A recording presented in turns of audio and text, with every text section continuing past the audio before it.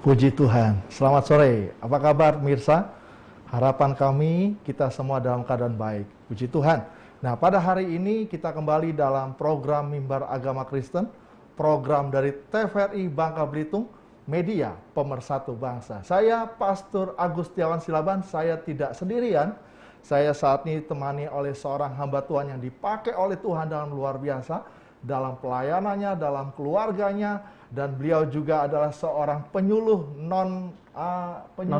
non-PNS dari Bimas Kristen Provinsi Kepulauan Bangka Belitung, dan beliau juga adalah seorang YouTubers Jaya Inspirasi bersama dengan hambanya Bapak Pendeta Jaya Hulu. Apa kabar, Pak? Wah, puji Tuhan, luar biasa. Sehat ya? Sehat. Puji Tuhan. Haleluya. Nah, Haleluya. mirsa-mirsa yang terkasih dalam nama Tuhan Yesus, ya, hari ini tema kita ialah goncangan dalam keluarga.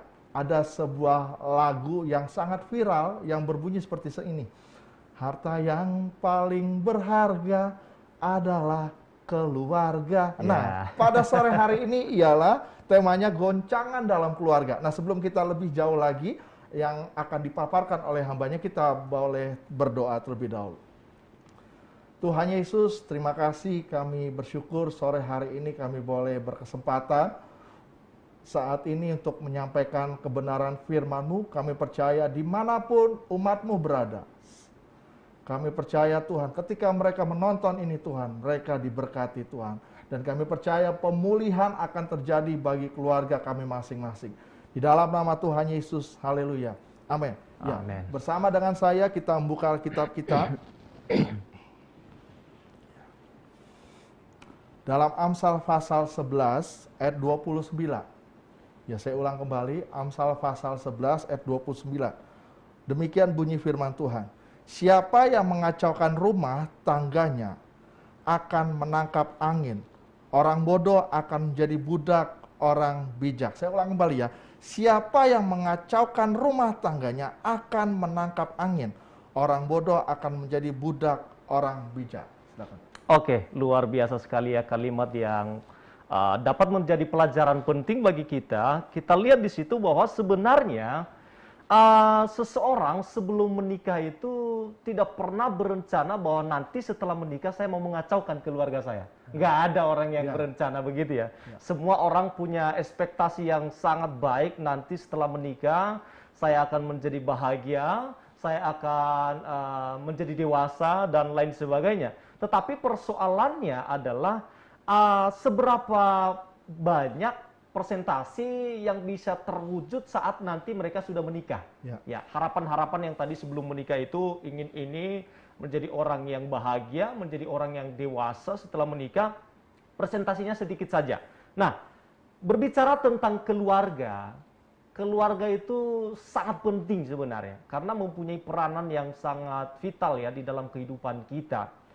Tetapi persoalannya adalah kalau dokter itu kan ada sekolahnya ya, sekolahnya kurang lebih 4 tahun baru dia menjadi seorang dokter. Menjadi guru juga ada sekolahnya, menjadi pendeta bahkan ada sekolahnya juga ya. STH, sarjana teologi, menjadi sarjana hukum ada sekolahnya. Tetapi untuk seorang yang ahli menjadi seorang bapak keluarga itu gak ada sekolahnya. Menjadi seorang ibu rumah tangga yang baik, ideal, itu nggak ada sekolahnya. Kenapa nggak ada sekolahnya? Karena memang keluarga itu belajarnya bukan hanya 4-5 tahun sampai 10 tahun, tapi seumur hidup. Jadi itulah pelajarannya panjang ya. Nah, karena itu kita perlu mempelajari ada beberapa poin penting yang berkaitan dengan kehidupan keluarga ya. Peranan keluarga itu dalam kehidupan kita. Keluarga itu ikut menentukan suatu kebahagiaan dalam kehidupan kita. Amin. Ya, kalau kita dapat mengekspresikan suatu kebahagiaan, tidak bisa tidak, itu penentunya salah satunya adalah faktor keluarganya baik, ya, suaminya baik, istrinya baik, anak-anaknya baik, sehingga dia bisa merasa bahagia. Tetapi juga bisa sekaligus membuat kita merasakan suasana neraka dalam keluarga kalau pasangan kita, kalau anak-anak kita tidak baik di dalam keluarga itu sendiri. Makanya poin yang pertama itu keluarga itu ikut menentukan suatu kebahagiaan dalam kehidupan kita. Bahkan ya kalau kita sedang bermasalah dalam keluarga, itu sulit loh berdoa. Ketika kita ajak, ayo kita berdoa, itu sulit. Kenapa? Karena sedang bermasalah, ada konflik antara suami dan istri. Jadi sangat menentukan suatu kebahagiaan dalam keluarga. Juga yang kedua, peranan daripada keluarga ikut menentukan suatu generasi yang baik ke depan. Jadi itu generasi yang baik, generasi yang militan, generasi penerus bagi bangsa dan negara ini, penentunya yaitu dalam keluarga. Kalau orang tua mendidik anak-anaknya dengan baik, menanamkan hal-hal yang sifatnya nasionalisme di dalam diri seseorang, anak itu akan menjadi anak yang baik, yang mempertahankan bangsa ini begitu. Jadi penting sekali peranan dalam keluarga itu. Lalu yang ketiga, peranan dalam keluarga. Keluarga ikut juga menentukan adanya orang-orang yang cinta Tuhan. Nah, itu kan di dalam Ulangan 6 ya, ayat yang ke-7 itu. Tuhan mengajarkan setiap orang tua untuk mendidik anak-anaknya. Kenapa penting? Kenapa?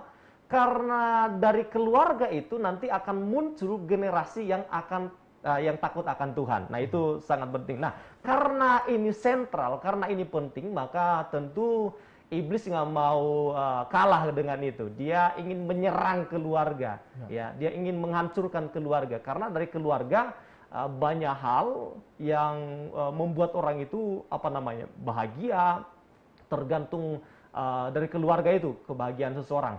Lalu juga apakah kita punya generasi yang baik itu dari keluarga, apakah kita punya generasi yang takut akan Tuhan itu dari keluarga sumbernya.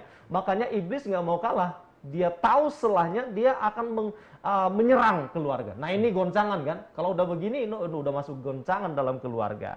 Nah, apa sih penyebabnya? Penyebab goncangan dalam keluarga. Ada 3 bagian penyebab goncangan dalam keluarga. Yang pertama yaitu menikah tidak dewasa.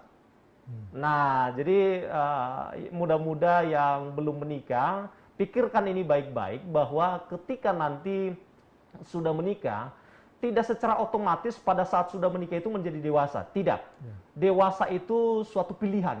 Ya, kita memilih untuk dewasa. Ya, bukan otomatis. Nah, waktu orang menikah sebelum dewasa, yang ada adalah dia menjadi pribadi yang egois. Dia tidak mau mengerti pasangannya, dia juga menuntut pasangannya, dia tidak mampu memaafkan pasangannya bila mana dia menemukan suatu kesalahan dan pertentangan lain. Itu yang terjadi. Lalu ia juga membanding-bandingkan pasangannya dengan orang lain, sehingga itu penyebab terjadinya konflik atau goncangan dalam keluarga. Nah, itu yang pertama, karena orang itu menikah tidak dewasa. Jadi sebelum menikah, pastikan dulu kita harus dewasa. Nah, gimana supaya dewasa? Nah, supaya dewasa tentu banyak hal yang perlu kita kerjakan. Harus dekat dengan Tuhan, karena ketika kita dekat dengan Tuhan itu mendewasakan kita ya. Takut akan Tuhan itu kan permulaan pengetahuan.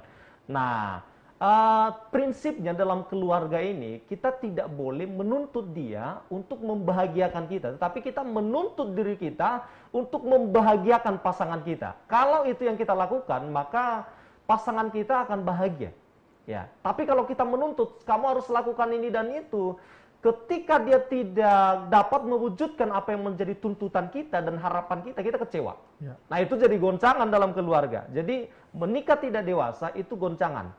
Lalu yang kedua, penyebab daripada goncangan dalam keluarga yaitu komunikasi yang buruk. Jadi orang tidak bisa mengkomunikasikan apa yang menjadi keinginannya kepada pasangannya. Ini bahaya.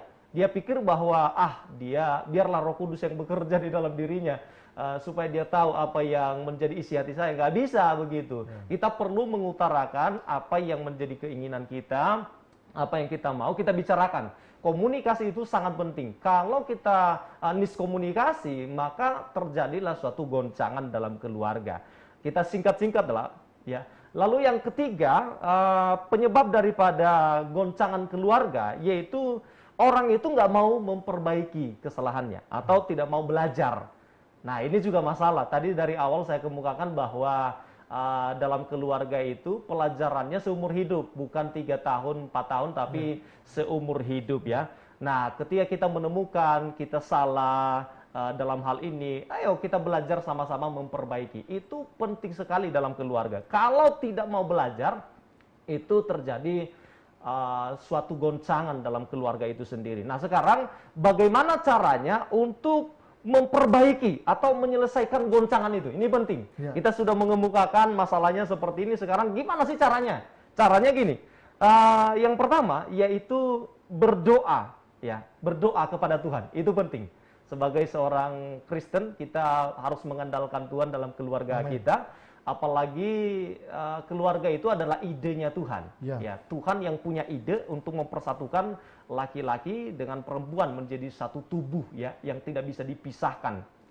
Hanya maut yang dapat memisahkannya. Nah, itu idenya Tuhan. Nah, kalau ini idenya Tuhan, berarti Tuhan yang mampu untuk memberikan suatu bahagia dalam keluarga itu. Amin. Ya, Tuhanlah yang mampu memperbaiki setiap masalah, persoalan, serumit apapun. Kalau kita mengandalkan Tuhan, kalau kita berserah kepada Tuhan, kita bisa menyelesaikannya dengan baik-baik. Amin. Ya, asal kita berserah kepada Tuhan, berdoa kepada Tuhan. Lalu yang kedua, bagaimana cara menyelesaikan goncangan yang terjadi dalam keluarga kita? Mengampuni. Ya, sebagaimana Tuhan pun telah mengampuni kita, wajib kita mengampuni orang yang bersalah kepada kita. Nah, pasangan kita itu bukan orang lain, dia adalah bagian daripada kehidupan kita. Alkitab katakan mereka bukan lagi dua, melainkan satu. Amin. Apa yang telah dipersatukan Allah tidak boleh diceraikan oleh manusia. Nah, sekarang masa ketika dia berbuat kesalahan, kita tidak mampu mengampuninya, padahal dia adalah bagian daripada kehidupan kita. Nah, itu jadi persoalan. Kita perlu mengingat bahwa dia adalah bagian daripada kehidupan kita secara pribadi, sehingga kita mampu untuk mengampuninya. Lagi pula, Tuhan telah menunjukkan, memberikan sebuah contoh bagi kita untuk mengampuni kita. Ketika kita masih berdosa, dia sudah mengampuni kita. Dia memberikan suatu kesempatan bagi kita. Jadi itulah cara-cara untuk memperbaiki sebuah goncangan yang sedang terjadi dalam keluarga kita, sehingga keluarga itu menjadi keluarga yang kokoh, ya. Amin. Dan harmonis. Lalu yang ketiga yaitu duduk bersama dan membuat kesepakatan yang baik. Ya, 3 bagian. Yang pertama itu berdoa, berserah kepada Tuhan. Yang kedua, mengampuni pasangan kita, tapi dia terlalu jahat, Pak, ampuni dia. Iya kan? Perlu mengampuni karena Tuhan pun telah mengampuni kita. Ya. Lalu yang ketiga, duduk bersama dan membuat kesepakatan yang baik. Nah, ini penting. Ketika kita duduk bersama, kita sedang membangun ikatan batin bersama dengan pasangan kita. Ya. Kita sedang membangun keakraban bersama dengan pasangan kita. Dan waktu kita duduk bersama itu, kita membicarakan persoalannya apa sih? Ya. Masalahnya apa sih? Sehingga kita bisa menemukan titik terang dari masalah tersebut.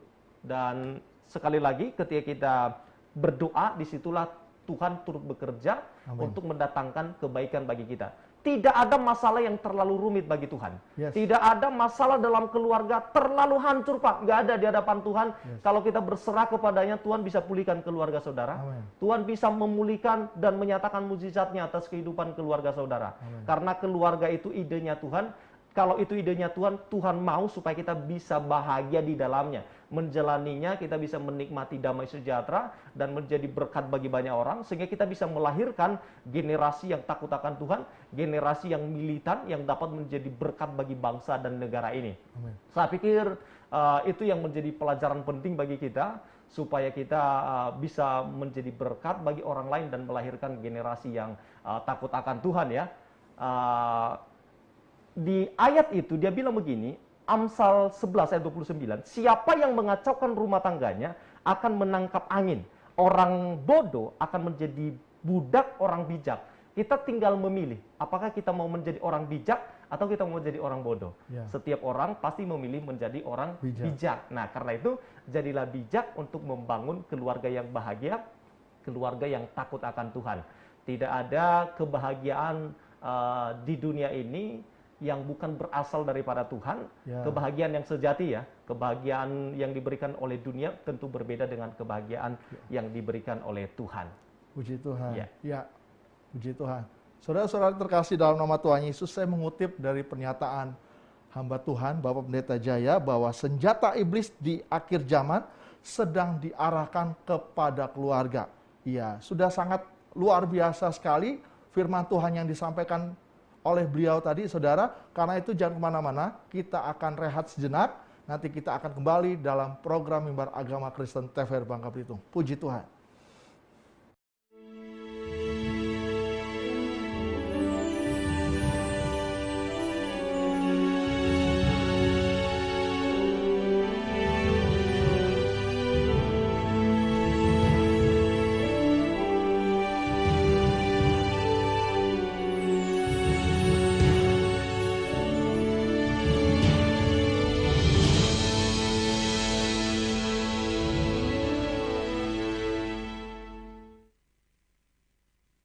Puji Tuhan, haleluya. Terima kasih pemirsa masih bersama dengan kami dalam program Mimbar Agama Kristen TVRI Bangka Belitung.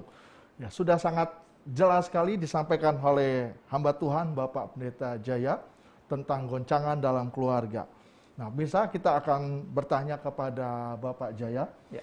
Pak Pendeta, ya dalam keluarga ini kan tidak ada yang namanya tidak ada masalah, tetap masalah. Walaupun dia single, dia sudah menikah, tetap ada masalah. Namun pertanyaan begini Pak, dalam keluarga ada yang namanya kerikil-kerikil masalah. Sebelum masalah itu besar, nah itu kita harus melewati masalah-masalah yang kecil-kecil. Nah bagaimana caranya untuk ya kerikil-kerikil itu ya dalam tanda kutip kita bisa buang atau ya cincailah gitu kan. Jadi sehingga kita sesama suami, sama istri atau dengan anak-anak bisa saling mengerti. Bagaimana Pak? Silakan. Oke, pertanyaan yang luar biasa ya, membuat kita merenung dan merefleksikan langsung di dalam kehidupan keluarga kita. Karena memang tidak bisa dipungkiri, semua keluarga itu ada kerikil-kerikilnya masing-masing. Tentu kerikil saya dengan Pak Pendeta beda ya. Setiap orang punya porsinya masing-masing yang berbeda-beda. Tetapi kerikil atau masalah itu merupakan sebuah bumbu sebenarnya, bumbu kehidupan. Kenapa begitu? Karena begitu ada masalah, kita menjadi lebih dekat sama Tuhan. Ya kan? Ya, tapi ada masalah yang apa namanya bisa menghancurkan kita ya. Ada masalah yang Tuhan juga sengaja izinkan terjadi supaya kita lebih dekat dengan Dia dan kita bisa naik level. Nah, kembali kepada pertanyaan tadi, gimana cara menghadapi masalah-masalah kecil yang bisa menjadi masalah besar di dalam kehidupan keluarga, dan seringkali itu menjadi penghambat sebuah kebahagiaan di dalam keluarga setiap kita. Nah, kalau saya secara pribadi ya, saya menikah, kebetulan yang saya nikahi ini adalah pacar saya begitu ya. Jadi bukan hasil perjodohan gitu. Ya, pacar saya. Jadi sebelum menikah saya sudah tahu dia kekurangannya apa, kelebihannya apa. Jadi saya mengerti banget ini orang yang pas untuk saya bawa dalam pernikahan. Jadi saya tahu dulu kekurangannya dan kelebihannya apa. Nah, saya pastikan kekurangannya saya terima. Ya, jadi menerima kekurangan daripada pasangan kita itu penting. Begitu kita nggak terima, itu jadi masalah bagi dia. Ya, kita nggak bisa nuntut dia kamu berubah, nggak bisa. Ya, tapi kita bagaimana menerima persoalannya itu dan memperbaikinya bersama-sama. Ya, kita nggak bisa nuntut dia langsung berubah, langsung menghilangkan apa yang kita nggak suka, nggak bisa begitu. Tapi secara perlahan kita mengkomunikasikannya, dan ada hal-hal yang juga tidak bisa dihilangkan ya, seperti misalnya ini kan hanya masalah simpel, misalnya kalau tidur itu ada pasangan yang satunya ngorok ya, itu yang satunya nyaman begitu ya. Nah, orang yang ngorok tentu ganggu yang tidak ngorok begitu ya. Nah, ini mesti kita pahami, memang inilah jenis istri saya begini adanya. Ya kan? Kalau kita nggak bisa memahami itu, nah itu jadi masalah dalam keluarga. Jadi saling memahami dan mengkomunikasikannya itu sangat penting, Kak. Ya. Kerikil-kerikil itu pasti ada dalam keluarga. Tentu masih banyak hal-hal yang lain. Misalnya nih, kasus-kasus kecil lah ya. Kalau laki-laki itu kan waktu mau sikat gigi gigi kita pegang odol itu sesuka hati kan. Istri itu ada yang di ujung, pelan, ada yang di tengah, dari ujung dia pelan. Nah, kalau kita kan perasaannya udah yang penting keluar kan begitu. Nah, enggak. Ini bisa jadi masalah. Nah, kalau istrinya lihat yang seperti itu, suaminya cara pegangnya, cara peras odolnya keluar banyak. Sudah diingatkan berkali-kali. Sudah diingatkan lagi berkali-kali, itu jadi masalah. Nah, ini penting yang namanya saling memahami satu dengan yang lain. Jadi kita perlu memahami pasangan kita dan menerima memang ini bagian karakternya dia atau sifatnya dia. Nah, ada juga memang kita bisa berubah ya, secara pribadi kita yang punya kebiasaan yang tidak disenangi oleh pasangan kita itu, kita juga bisa merubah lah bagian-bagian yang mungkin kita bisa kurangi. Ya, kalau tadi bagian odol itu kan kita bisa mengurangi hal itu. Iya. Tapi kalau masalah ngorok, nah itu sudah bawaan sudah dari sononya begitu ya. Kita nggak ngerti masalahnya ya. Tapi komunikasi itu penting sekali ya di dalam keluarga. Puji Tuhan. Ya, pemirsa, komunikasi itu sangat penting di dalam keluarga. Saya tidak tahu permasalahan Anda saat ini. Apakah Anda mungkin berkata, Pak Pendeta, saya saat ini sedang di ujung perceraian. Pak Pendeta, saya saat ini keluarga saya sepertinya seolah-olah tidak bisa bersatu. Saudara, firman Tuhan datang pada kita. Ya, iblis mengincar keluarga. Saudara, ingat bahwa iblis 24 jam mengincar kita. Karena itu seperti yang disampaikan oleh hambanya Bapak Pendeta Jaya, dikomunikasikan. Memang ada egois satu dengan yang lain. Ya, karena dua pribadi, dua insan jadi satu. Itu pun kata Pak Pendeta berkata bahwa itu prosesnya seumur hidup. Bukan 3 tahun, 5 tahun. Tapi saat ini pemirsa, sore hari ini saya mengajak kita berdoa. Kita mau berharap pada Tuhan. Tuhan, aku serahkan keluargaku kepada Tuhan. Aku serahkan suamiku, aku serahkan istriku, aku serahkan anak-anakku yang dalam tanda kutip tidak bisa diatur. Kita berdoa, saudara. Saya percaya ketika kita berdoa, ketika kita serahkan pada Tuhan, mujizat pasti terjadi. Amen. Karena itu arahkan tangan saudara di dada saudara, kita akan berdoa. Mari tundukkan kepala, nanti Bapak Pendeta Jaya boleh pimpin dalam doa. Haleluya. Ya, mari kita berdoa. Bapak yang baik, kami berdoa saat ini. Setiap kami yang mendengarkan siaran ini ya Tuhan, Tuhan Yesus. berbagai persoalan yang kami hadapi, hamba berdoa secara khusus Engkau Tuhan yang memulihkan, Amin. dan Engkau Tuhan yang memberkati setiap keluarga-keluarga yang sedang bermasalah saat ini. Tuhan. Karena bagi Tuhan tidak ada persoalan yang terlalu besar, Amin, terlalu Tuhan. berat, tidak ada perkara yang tidak mungkin bagi Tuhan. Yes. Engkau sanggup melakukan Haleluya, apapun yang Tuhan haleluya. kehendaki. Ya, haleluya. Engkau Tuhan yang merencanakan pernikahan, idenya Tuhan Amin, untuk amin. mempersatukan laki-laki dan perempuan. Itu sebabnya Tuhan juga menginginkan setiap keluarga-keluarga yang ada untuk mengalami damai sejahtera dan Amin, sukacita yang Tuhan. daripada Yes. Tuhan. Itu sebabnya hamba berdoa menyerahkan setiap Dalam keluarga-keluarga nama yang Tuhan ada ini Yesus. Tuhan berkati, dan Engkau munculkan generasi penerus yang Ya, takut Tuhan. akan Tuhan, Dalam dan nama Tuhan generasi yang menjadi orang-orang yang membawa perubahan bagi bangsa dan negara ini ya Amin, Tuhan. Tuhan. Kami menyerahkan semuanya ini ke dalam tangan Tuhan. Demikian juga untuk TVRI, kami Ya, berdoa Tuhan, ya Tuhan, berkati, Engkau Tuhan. berkati, Engkau Ya, tolong Tuhan, terlebih Tuhan. dalam proses pembangunan Ya, gedung Tuhan, baru ya berkati, Tuhan. Bapak. Engkau yang membukakan jalan dalam segala Amin, keperluan dan Tuhan. kebutuhan. Yes. Tuhan juga yang memberkatinya. Amin, Kami berdoa untuk pemerintahan kami, Bangka Belitung, gubernur, Ya, Tuhan. wakil gubernur, dan jajaran pemerintahan daerah yang ada di Bangka Belitung ini. Kiranya Engkau yang memberikan hikmat, Amin. Engkau Tuhan tolong supaya mereka boleh membawa kesejahteraan bagi Kepulauan Bangka Belitung ini ya Tuhan. Kami menyerahkan Bangka Belitung ke dalam tangan Tuhan, jauhkan dari segala mara bahaya, dan Amin, biarlah Tuhan. perlindungan Tuhan, kesejahteraan daripada Tuhan, Ya, Tuhan. masyarakat yang ada di Bangka Dalam Belitung nama Tuhan Yesus. aman, dan mereka boleh Amin, merasakan amin. kasih karunia daripada Tuhan. Terima kasih buat kesempatan ini ya Tuhan, kami serahkan ke dalam tangan-Mu. Haleluya. Amin. Kasih-kasih Tuhan, angkat tangan saudara, kita terima berkat daripada Tuhan. Terimalah berkat daripada Allah Bapa, cinta kasih daripada Tuhan Yesus Kristus, persekutuan indah manis Roh Kudus menyertai kita sampai Ia datang kedua kalinya menjemput kita di dalam sorga. Dalam nama Yesus, haleluya, amin. Amin. Ya, mirsa, sekian Mimbar Agama Kristen pada sore hari ini. Kita akan bertemu kembali Mimbar Agama Kristen 2 minggu ke depan pada hari Sabtu pukul 15.00 hingga 15.30. Terima kasih banyak Pak Pendeta Daterin Jaya Terima Hulu. kasih. Tuhan berkati dalam pelayanan Bapak sebagai Amin. pimpinan gereja GKPB MDC Sungai Liat Kabupaten Bangka, dan Ya. Tuhan juga berkati dalam keluarganya, Amin. dalam pekerjaannya sebagai